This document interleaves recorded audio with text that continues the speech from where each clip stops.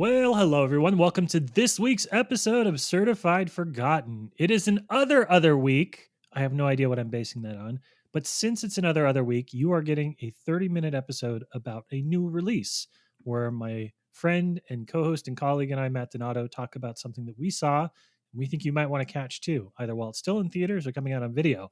If this is an other week, so next week when you download the podcast, we're going to have a special guest. We're going to talk about a movie and their relationship to horror. It's going to be a full hour episode.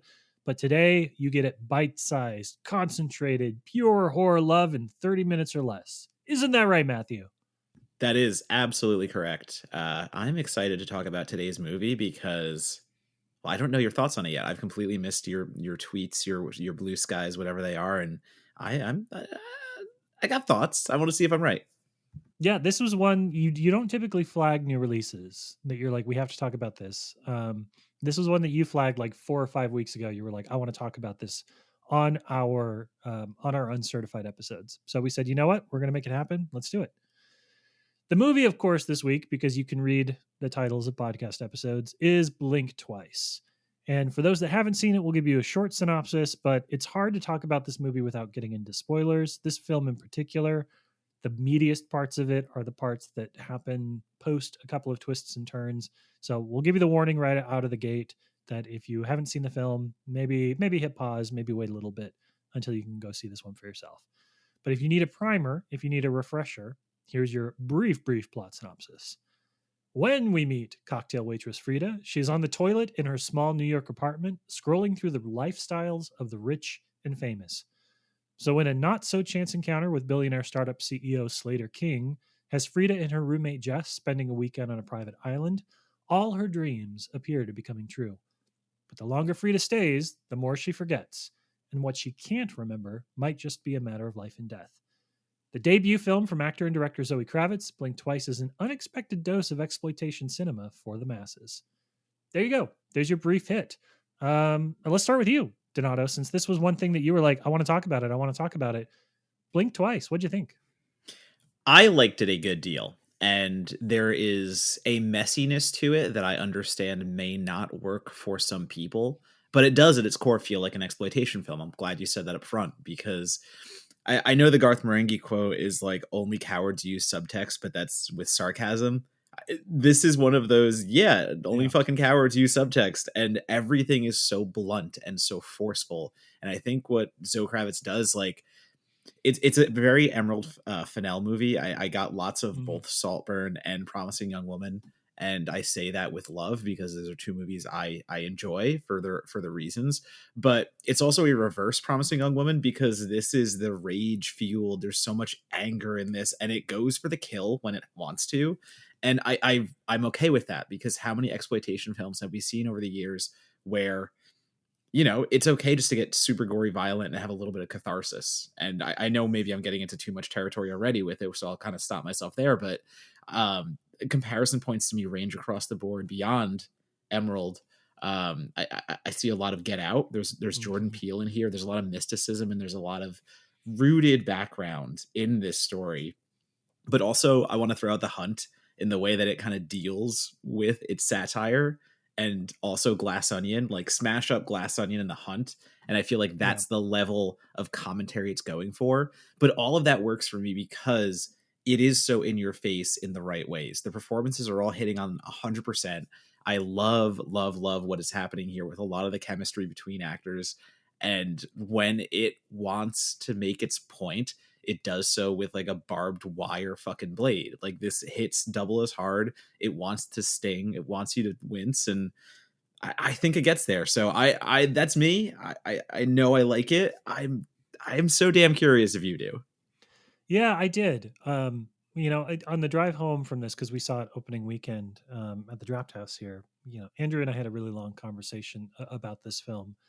And I think part of what I anchor into about it is that, you know, we disagree a lot, you and I, on the quality of the Black Christmas remake. And part of that is because that is a preachy film, right? That is a didactic film. That is a film with a message to deliver that goes out and delivers said message. And I think that one of the things we've talked about on the show before is the notion that in these cycles of cinema, And this is a very Get Out movie in the sense that I think it's a movie that a producer is more comfortable saying yes to in the wake of a film like Get Out, something that is demonstrated that there is a marketplace for films that deal with concepts of class and race, and that can be a commercial success in addition to just something popular among the horror fans.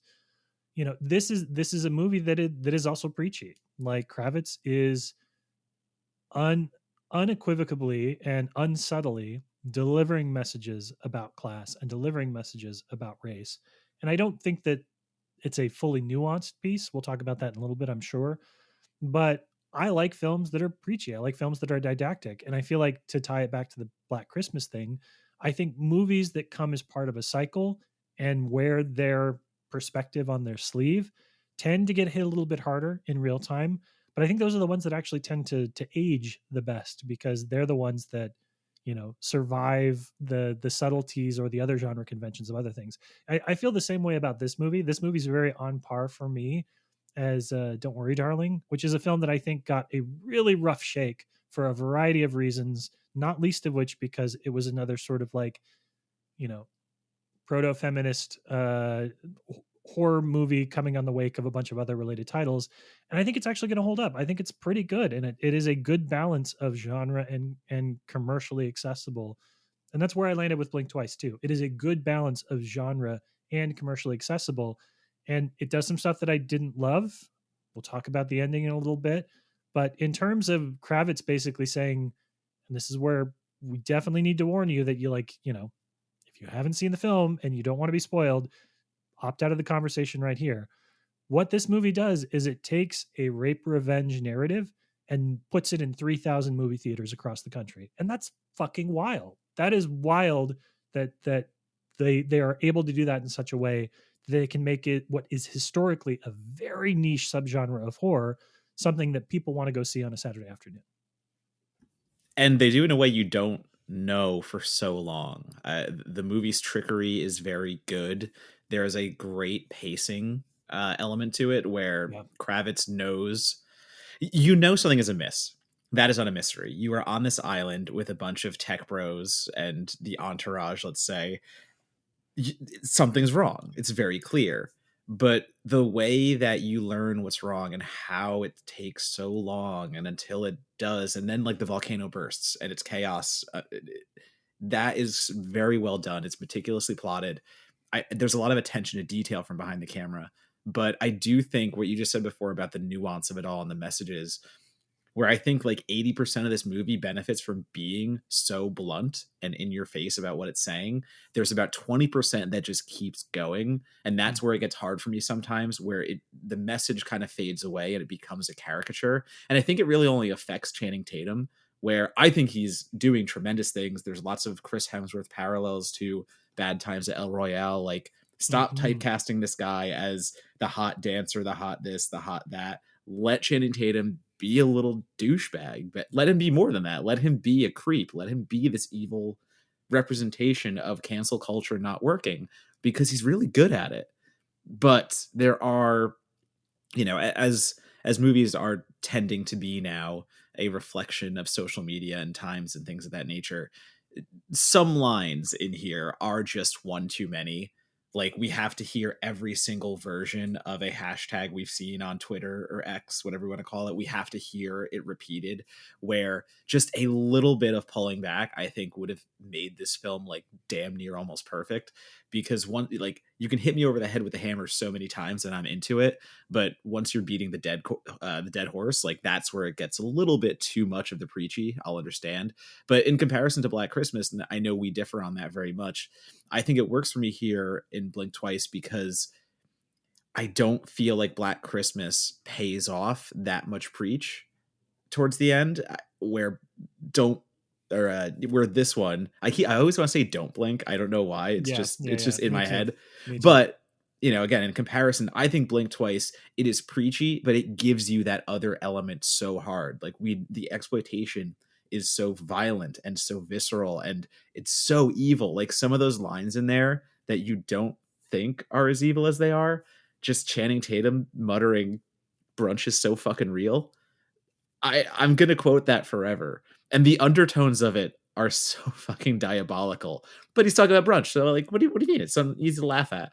There's a lot going on here with the classism. There's a lot going on with the social commentary. But at the end of the day, it is impressive that they smuggled a rape revenge film and put it in, like you said, 3,000 theaters. Like this is mainstream rape revenge. And Yeah. when was the last time? Can we even say like revenge was as mainstream as this? No, No. not even close. Yeah, No, exactly.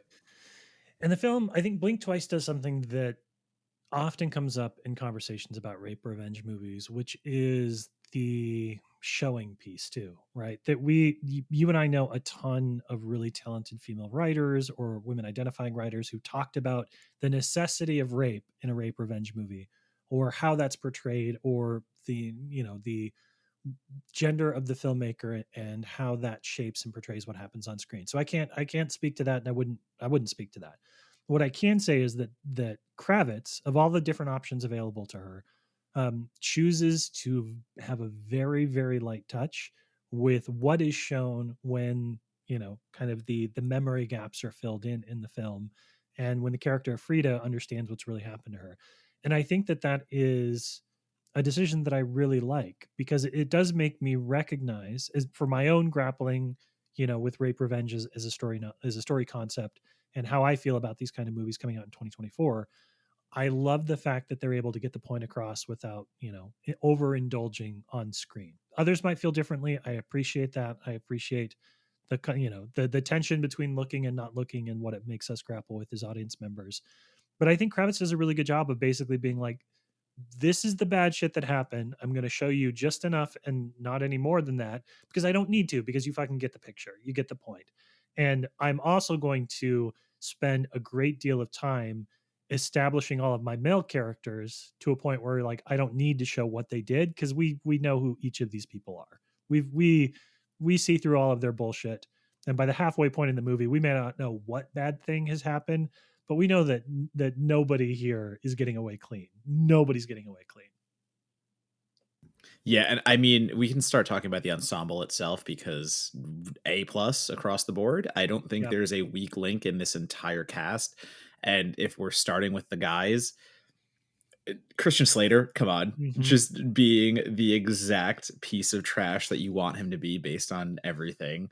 I really like Simon Rex. I think Simon Rex does not get enough credit for starting in the scary movie kind of pipeline, and like not even the good ones, like the later ones when when it was like Yeah. 4 and 5 or whatever, and transitioning that level of humor and comedy into like Red Rocket, all that stuff. He's a good actor. This dude's got talent. And I get a lot of Matthew Lillard in this movie. I feel like he has that kind of jittery vibe where, Good again, call. he's the bad guy, but also like, am I the bad guy?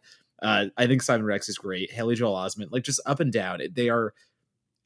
I I don't want to say I like them because obviously we know who these people are and what they've done, but the way they portray those characters like chameleons and the way that they can swap back and forth, again, nefarious, devilish. That is the ultimate just betrayal to the audience in a way, and like for good reasons. Like you are able to convince us one thing and then immediately wolf in sheep's clothing and be those other people. And that kind of trick not every actor can pull that off. Like I've seen Yeah. plenty of movies where the actor walks on screen and you immediately know what to expect. You know what they're going to say. They're a prototype. They're a stereotype.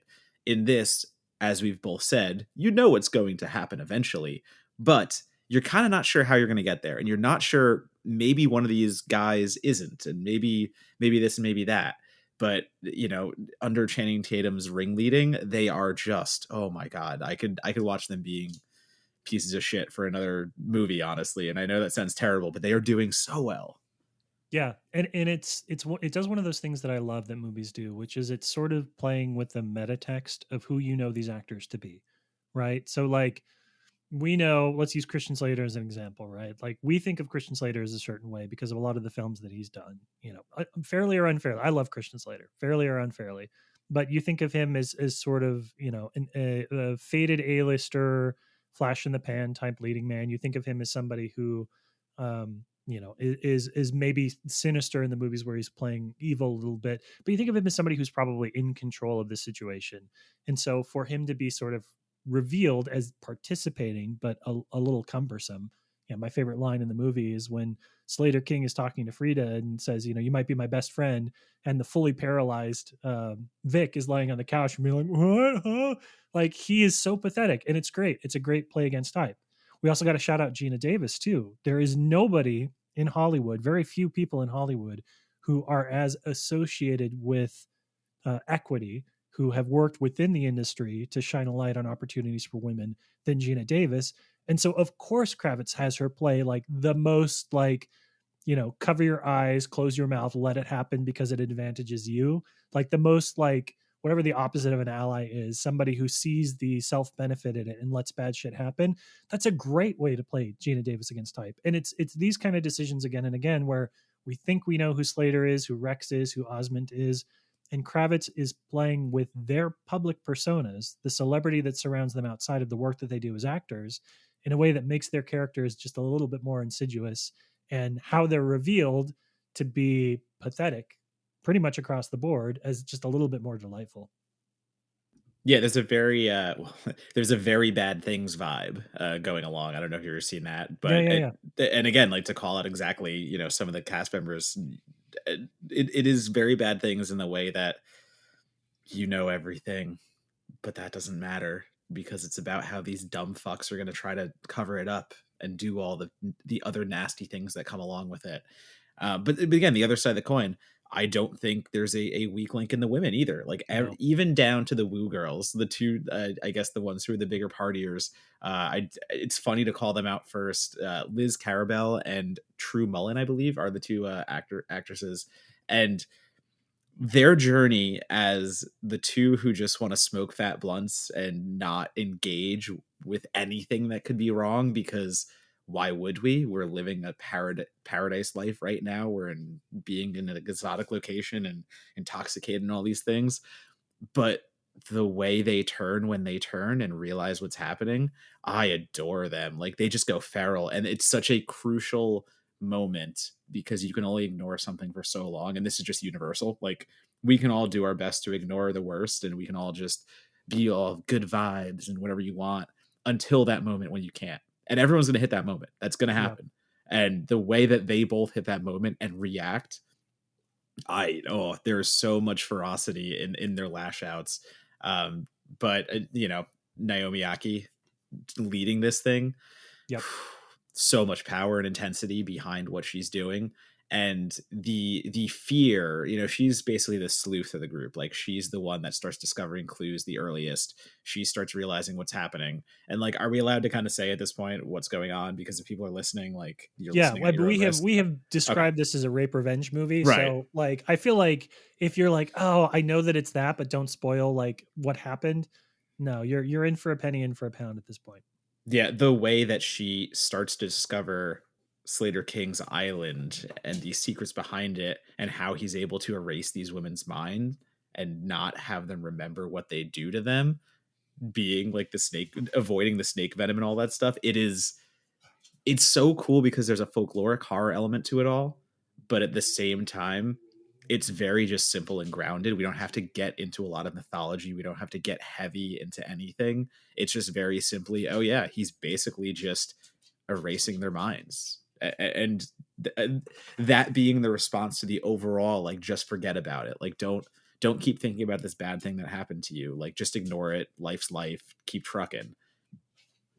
The fear behind that and the paranoia behind that, and how he turns into such a little person when Naomi Akkie's lead character just eviscerates him verbally and just absolutely destroys him.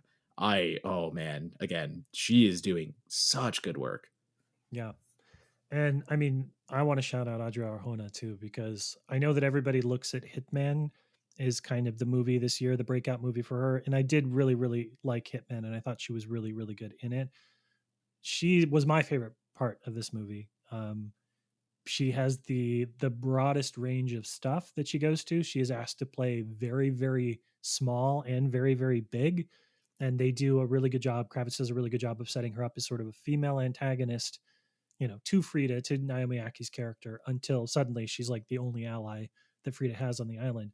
But God, Arjona is just she's compelling and funny and engaging and charismatic, and I can't take my eyes off her when she's on screen. So she feels a little bit to me, um, in terms of like breakout sort of year is Ana de Armas when she had um, her Knives Out year, and everybody was like, "Who is this like ball of fucking charisma?" And I want to see them in everything. That's the kind of year that Arjona is having for me. Is it's just like she's done a couple of films, this one included, where I'm just like, you are magnetic on screen. You are bringing this stuff to life, and you're doing this really nice calibrated balance of like too much and just enough at the same time, which is my favorite kind of acting. Is like it's easy to be cool on screen, it's tough to be goofy on screen and still be cool. And I think that both Aki and Arjona are nailing that particular vibe of like doing too much, but also doing just the right amount. It's a lot of fun to watch. Yeah, and they're both coming at from different angles too, which I like because Arjona's character is she's the one who's been on the hot dumb Survivor Girls reality show that in canon in this, and so like that's how everyone perceives her. But she's so much more than that, and I like that being her arc where I have the confidence to be on the hot survivalist reality show, but also like I'm just smarter than all of you. I'm this, I'm that, and her using that to her advantage, I really love. But then Aki's character, like again, we meet her pining over Slater King, Channing Tatum's character, because Channing Tatum is the guy everybody wants to be with. He's the guy everyone wants to be. He's Mm-hmm. the billionaire. He has private islands. He can just fuck off on a private jet whenever he wants, take a bunch of girls, and just live the quote unquote life. So you see her in a really vulnerable state at the beginning. She is so just wooed that she will do anything. She doesn't question why she's going with this random guy and his random friends to an island. Like that being a subplot is very funny, like the way the movie calls that out. But her evolution, I think, is so it's so much more involved and so much more engrossing because you see her discover more about herself than anyone I think in the film, and that's because we spend the most time with her. But she is able to confront all these things internally, and where she starts meeker and just trying to win someone's attention, and she just wants to be pampered. I mean, Yeah. who doesn't? She's every one of us. Like I want the life I think I deserve, and I will do whatever it takes to get that. Versus, wait, maybe there's something else to all of this, and maybe I need to do things on my own terms, not just give in and take the quote unquote easy route, however you want to say it. And the dangers that come along with that too, just leaving yourself vulnerable and letting yourself into situations that you wouldn't otherwise. I think I really like the way that Aki grapples with all of that, and the way that her physicality sells all of that so much. When Arjona and Aki are the only two who know what's going on, and it's daytime and everyone's partying, and they're trying to like have these really deep and dangerous conversations while like smoking a blunt and being like, just take a hit, it's gonna look weird, just do it, and having those side conversations while the guys are like taking pictures and Christian Slater's running around with his camera making everyone feel awkward.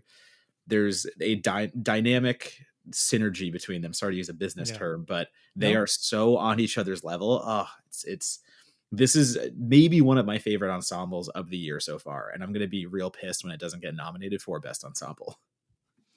Yeah, it's definitely. I agree with you. That particular scene, I think, is the best scene in the film, and I think if you're not vibing with the movie at that point, you probably just isn't going to happen. In some ways, it reminds me a lot of a movie that I deeply love, one of my favorite films of all time, which is The Perfection. In that scenario, it's Allison Williams and Logan Browning who are kind of coming to a revenge story from opposite sides of the aisle. But it has that same sort of like we're doing a slightly dumber version of like a classic revenge story, but we're doing the Americanized and kind of campy and a little bit funny version of it. All of that works for me a lot in The Perfection, and again, this is the review that I give all year long. Most of it worked most of the time for me in Blink Twice too. I think there were two things that did lose me a little bit about the film that I want to hit on before we're done. One is, it is difficult to reconcile a lot of what Kravitz is doing as a filmmaker with regards to race and class and ignore sort of the weird, you know, ambivalence towards the indigenous staff that works on the island and is kind of the is responsible for helping Frida, learn more about the conditions that she's been under, but has also been sort of complicit or observant in all of that. There might be a more nuanced take there that I'm just not picking up on, but at least on a first watch, it was something where I was like, you're really trying to make points, really loud, obvious points about a lot of stuff in all these places. And there is this very big sort of blank spot in the film that you don't seem to be saying anything, which is noticeable in its absence. So that was something that I found myself grappling with a little bit, that sort of, took the edge off the movie. And then we can talk about this, the very, very, very end, the last 2 minutes of the movie didn't work for me for a couple of reasons, but I'm curious if it worked for you. The big reveal at the end about how Frida got back to the island and what's going on with the, multi-billion-dollar empire. It's a swing. I love big swings, but I don't feel like it's entirely consistent with the movie that came before. So I'm 50-50 on that, where part of me wanted to see the final dagger. Part of me wanted to see her murder Slater King for what he has done and give us that ending. Give us the ready or not ending where she's sitting smoking a cigarette outside the mansion after everyone's dead. Instead, we get the version where I I see why they did it, and I also don't hate it, because at the end of the day, she didn't just kill Slater King, because that does not give her what she wants in a way, Right. but also that she deserves. I think there is a level of, I could kill you and be done with this, or I could take everything from you, leave you alive, and just manipulate you as you've manipulated so many women over the years. And I'm not going to write that off, because I think there is catharsis in that ending as well. Yeah. I don't think we need the easy ending is boom, gun to head or knife to throat, and we all feel good because this bastard's dead. But I don't know. I think I am all right with the ending where she takes his entire fortune, she turns him literally into a babbling idiot who's just a puppy dog. He's just there to, like, on a leash, drugged up. And I mean, sure, if she ever fucks up, things are going to go bad, but she seems to be really in control. And you know what? I like this fantasy world where the woman did take over and got everything that she did deserve. So I'm 50-50 on it, but I think I do lean more positive. Yeah. And I think there's something, there's something to be said about a revenge movie that shows, like, a lot of revenge movies show like a woman who's willing to die or kill for her revenge story, but not a lot of them necessarily show a woman who's willing to live and, like, succeed. And I think of the phrase that Andrea uses all the time when we're talking about, like, Gillian Flynn novels like Gone Girls and stuff like that. The notion that, like, I support women's rights, but I also support women's wrongs. The end of the movie may not 100% land for me, mostly because of the evolution of the relationship between those two characters, between Tatum's character and between Aki's character. I think that it compromises what I think is the dynamic that those two actors have created, and the withholding and revealing of information in their relationship. But in a vacuum, on paper, if I read that on a screenplay, if I was, a producer and just saw that on the page, I'm entirely in favor of that. So love the swing. Don't think we'll say it was a single, not a home run for me. But I get why they went there, and again, I like that as a concept. I just wish it had played a little bit better with two characters. At the end of this, are we saying this is both another Donato and Monagle movie? Yeah, aggressively a me movie. I'm happy it's a you movie. I'm not even gonna say surprised. I'm happy it's a you movie. Yeah, I like the cast. What can I say? Well, there it is. That's Blink Twice. It's still playing in theaters right now as of this recording and as of this podcast going live. You may have to go to a Cinemark or a Regal. I don't mean to denigrate, but Cinemark is what it is. But it's definitely going to be available on streaming before long, because movie companies only let their movies be in theaters for like 4 minutes before they upload them to Apple and whatever. Donato, if folks want to continue to see some of the horror criticism that you've published, you will continue to be prolific as fuck, and you're writing about these kinds of movies, stuff like Blink Twice that people are going to want to know more about. Where do they go to follow you on social media? You can, as always, follow me at Donatobomb, DonatoBomb, on Twitter, Letterboxd, and Instagram mainly. Also Blue Sky and TikTok a little less. And yes, please follow all of my other criticisms going on with man, it's Fantastic Fest is coming up, Halloween's coming up. Whoop, whoop. I've literally written 12 reviews in the last 2 weeks, so I don't think that's going to slow down anytime soon. As for myself, just follow me on Blue Sky. It's where I'd be. It's where all the Brazilians are now too. So it's a fun place to hang out. But you can also follow this podcast, Certified Forgotten, on Apple, Spotify, or your podcast platform of choice. Please visit www.certifiedforgotten.com, where we publish what I think is some of the coolest independent film criticism, horror film criticism in the business. And if you like what you see, sign up for our Patreon. We've got a free tier, patreon.com/certifiedforgotten. Or if you really like what you see, maybe throw a little bit of money our way. Every dollar goes to our writers, and that's not something that I think every publication can say. So just throwing it out there. Maybe that feels like something you want to do. But if you don't want to donate, also just go to our podcast page and leave a nice little comment. They go a long way. Leave a comment. Yeah, we don't always get comments. I know that technically from a search algorithm standpoint, the comments are not actually part of the rankings of the system, but who cares? We need a little bit of validation, and we would love to know that you're enjoying what we're doing. All right, a rating too then. How about that? Is that better too? Yeah, give us 4 or 5 stars and your most positive comment. We're not here for that negative shit.